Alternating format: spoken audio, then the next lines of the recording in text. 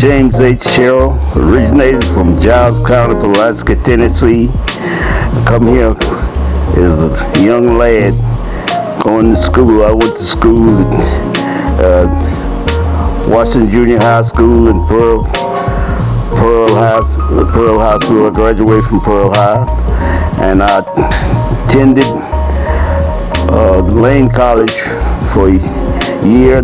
From there, I come to Tennessee State and got an associate degree. And later on in life, I started in the barber business in high school. I didn't have any license that time because when I come up, they didn't necessarily have to have a license. But when you come here and they found out I had a shop, they required I get a license, so I had to go to school. Didn't have any money to go to school, barber school. I went down and talked to Miss Eva Lowry Borman, and she had a barber school on 4th Avenue. She told me if I'd come down there and work for her, I could go to school free. And I went down there and graduated from that and got a barber license, and I opened a shop at that time on Vet's Barber Shop on Jefferson Street. And I made good for the first 9 months.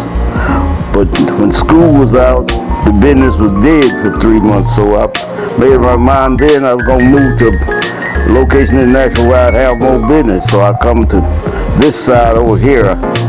I moved on 14th Avenue North at Church Street and started to work at 16th in Joe Johnson. Couldn't have. Stayed down there till I saved me up some money. And my play mother was a doctor in the city school here in Nashville, and she told me that I could come up here and move into her building and start my own shop. So I went down and talked to John Wise, the cutlery company on 4th Avenue, and they let me have some chairs and things on a credit, and I moved in here on June the 6th, 1957. And I should have foretold you, when I started on Jefferson, I had a group called North Nashville Youth Club. And when I come to 17th Avenue North over here, I changed it to the Bel Air Falcons. And we had approximately 200, we charged 25 cents a week for each member. The Blown Club, we had 200 young people, boys and girls, joined our club, and we was about helping one another. We didn't necessarily, but they accused us of a whole lot of things. A lot of the gangs come up there and started doing things, and when they get through doing their dirt, they tell them the barbershop boys did it. But that went on for years. I was very successful. One time I had some barbers working for me, and they rebelled against me because they didn't like my rules, and they left. So when they all left, I went and talked to the deacon at Olivet Baptist Church, Greater St. John Baptist Church, and Friendship Baptist Church, and I was already a member of Gordon Memorial, so I made it a spiritual barbershop. And right now in my shop, you see my church picture right up over the door, because the church is what made me successful. So I started buying new cars, and I wasted a fortune buying new Cadillacs.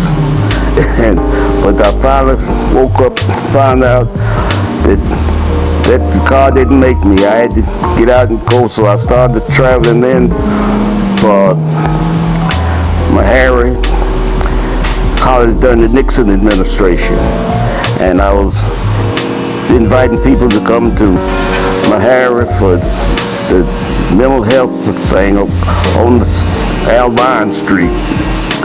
So I did real well doing that because I was making a salary, and I had the shop, and I had folks running the shop while I'd be out of town. I'd go to New York and Washington and Chicago, all around. When Nixon resigned, I was in California at government expense working. So when he resigned, I saw where he turned it over to President Ford. I went and caught me a plane, come back to Nashville, cleaned out my desk because I know my good thing doesn't come to an end. And I cleaned out my desk and come on back to the barber shop, and things started booming. Then it's been a wonderful life ever since then. I love what I do, and I found out that if God bless you, your turn to bless somebody else. And I've always tried to bless somebody else with my success.